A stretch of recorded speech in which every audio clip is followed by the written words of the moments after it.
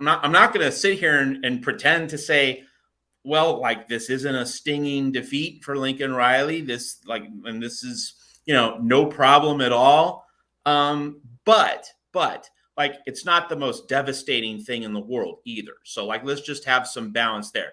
I'm not going to just shrug it off and say, hey, no problem. It's not a big deal. No, it is a big deal when you have the number one recruit in the country and Ohio State and Matt Rule's Nebraska and Georgia are all on the table in the hunt, and USC doesn't get picked. Like, okay, that matters. All right. So I'm not gonna play that game where it really doesn't matter.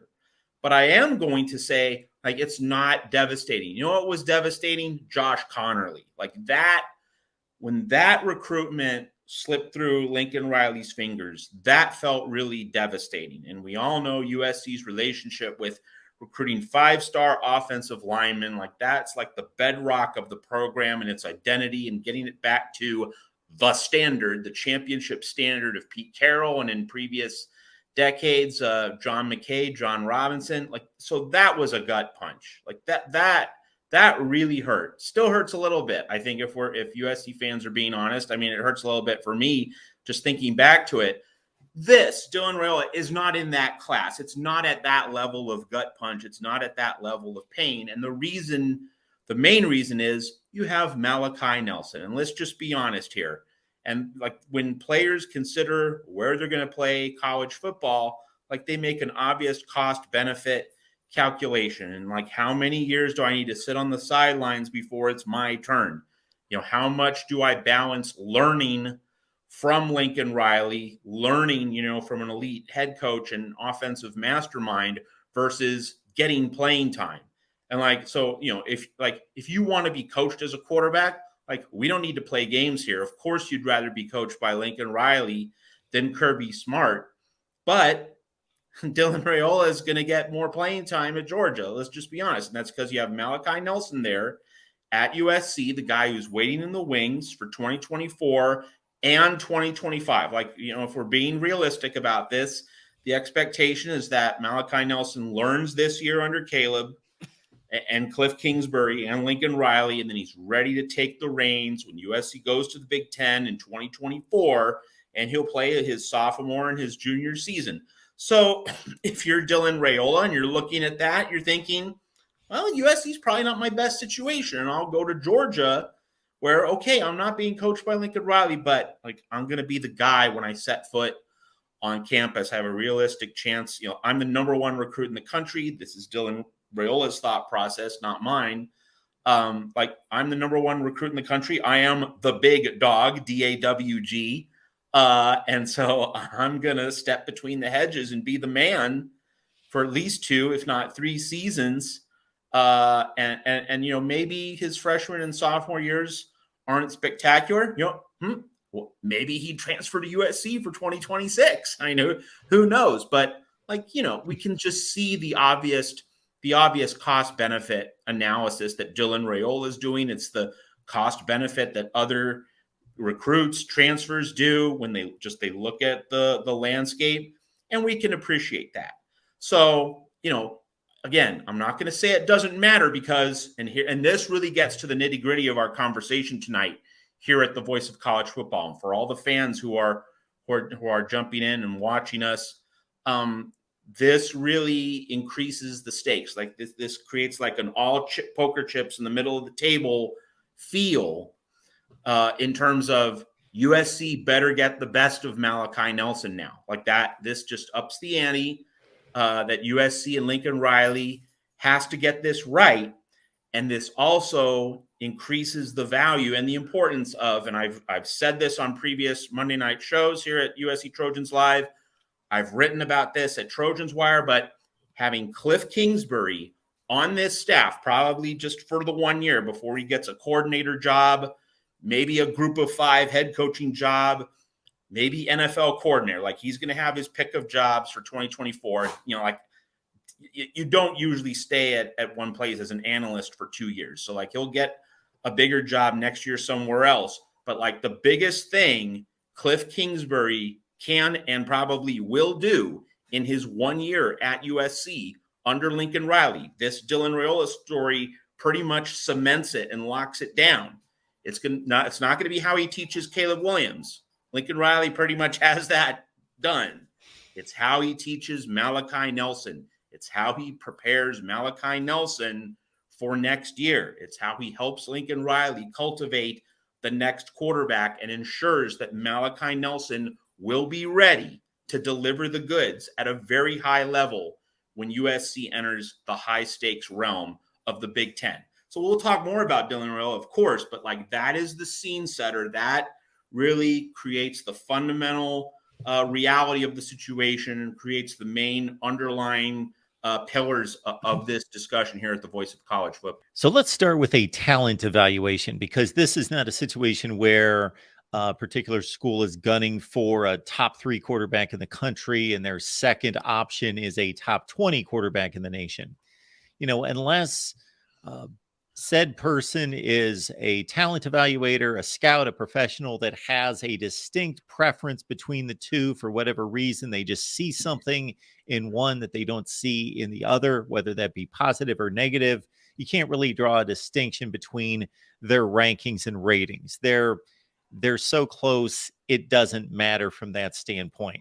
So what you went to there, having that advantage of being a couple classes or a class in front and getting the tutelage that he's receiving even now going into this fall. I mean, that's a fair point, that it could be argued that Dylan Raiola as a freshman could be better, more advanced along the line than Malachi Nelson as a sophomore.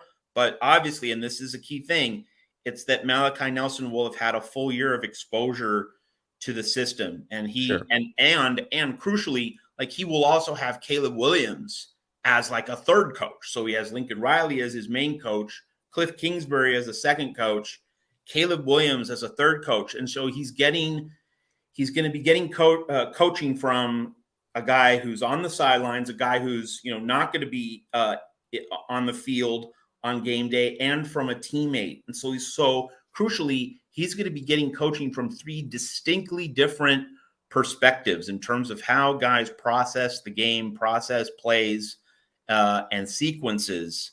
And so having all of that invested into him, USC won't have to worry about like giving Dylan Raiola a crash course and making sure that, he's, immediately grasping everything right away. It is fascinating to contemplate, though. Like, did Lincoln Riley, in his heart of hearts, really think, Dylan Raiola, the moment he sets foot on USC's campus, he's going to be the guy? Like, was that privately what he wanted? And Malachi Nelson was like his, pretty good, solid option, but maybe not the number one thing. We don't know that. It's pure speculation, but it certainly does raise the question of, USC made a run at Dylan Raiola. So like that alone lends credence to the belief that, Lincoln Riley really wanted him. But I'm not going to pretend that I know exactly how badly Riley wanted Raiola in that quarterback room with Malachi Nelson, and what Riley privately thinks about, a comparison between the two, even if we allow for the difference between Nelson being there a year earlier and having another year of coaching. I mean, it does raise all sorts of fascinating questions, but questions that we're not going to get answers to. Like, Lincoln Riley's not going to spill any tea about these kinds of comparisons, but they're certainly fascinating for us to think about. So there's an intangible quality in the recruiting of these players that we can't necessarily, unless the player makes a statement, we don't know. And even though that's been minimized in recent years, and for good reason, because of all the money on the line, and I understand it, but there still is an intangible quality of who gets along with whom, who's impressed by whom, who has built a relationship, who has made that first impression, that lasting impression, as not just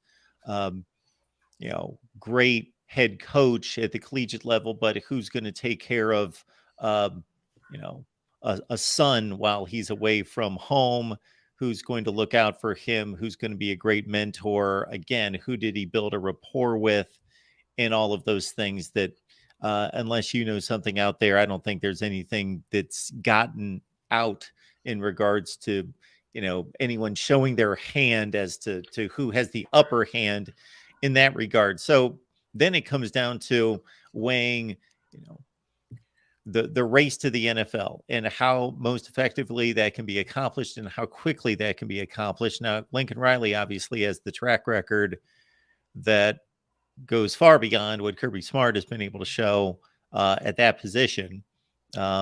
Obviously, Kirby Smart has the national championship rings, and if that plays a factor, and hopefully it does for these players, and for many, you believe it does, that they want to win and they want to win at the highest level, and therefore they are looking for a combination of all these things to varying degrees. They are. Everyone's weighing it, and I know that this is a football show, and this is the voice of college football, not the voice of college basketball. But for our USC fans here in the chat, it is worth noting that Silas Demery, a 4-star basketball recruit, he was supposed to be a big time part of USC basketball's roster. So he decommitted, earlier this spring. And what was that for? It was because he knew the writing was on the wall. Bronny James was coming in. Like he knew that internally inside the program that Bronny was coming to Heritage Hall. And it just reinforces this point about, you recruit, you get as many good players as you can. But if you're looking for that superstar recruit, that means that another really highly rated player that you have previously worked to attain is going to leave, or at least is going to consider leaving. That's the new normal. That is this revolving door, sliding door, whatever door imagery you want to use. So, if it seemed that Dylan Raiola was heading to USC, would Malachi Nelson have left? Would he have checked out? Would he have, decommitted and reconsidered his whole thought process? And that internally, these guys are watching this situation. They're paying close attention to what's happening on the trail, in the portal. They're following things very close to the ground. And if they realize that this number one recruit or this highly touted star is coming in, in a lot of situations, they're not gonna deal with that headache. They're not gonna try to compete with that guy. It's let me go to the situation where I know I'm going to be the dude. I'm going to be the man instead of going up against elite competition. Now, some people will say, and then some recruits, some transfers, some players, like this was Alabama in 2018, that you had Jalen Hurts and Tua Tagovailoa being great teammates for each other, and it certainly helped Alabama in the 2018 SEC championship game against Georgia when Tagovailoa, was hurt, and Jalen Hurts was able to come in and rescue that game. But that's not normal, right? That's not the usual situation. If there are two big dogs in the room, usually one will want to go somewhere else so that they get their moment, they get their chance to play college sports. Like this, this is not a 10-year NBA career we're talking about. This is, you only get a few bites at the apple in college sports. You only get a couple years, couple seasons to have that unique experience of playing collegiate athletics at a big time level. So, so again, I'm not going to say this doesn't matter with Dylan Raiola and USC, but the Malachi Nelson factor makes this less than a complete disaster. And while I'm focusing on that notion that this is not a complete disaster for USC, another reason it's not a complete disaster, and this is another component of the conversation that I'm segueing to, is that he didn't go to Ohio State or Nebraska, USC's future opponents in the Big Ten. So he's not going to be in the Big Ten. Going to Georgia, all right, that could hurt USC if USC plays Georgia in a playoff semifinal. All right, but first off, USC needs to get there. Secondly, just you're not going to worry about Dylan Raiola being on the other side of a Big Ten matchup in 2024, in 2025. So that's a plus and a not insignificant one for USC. But again, it's a loss. USC has to take the L, and I'm sure Lincoln Riley would have preferred otherwise.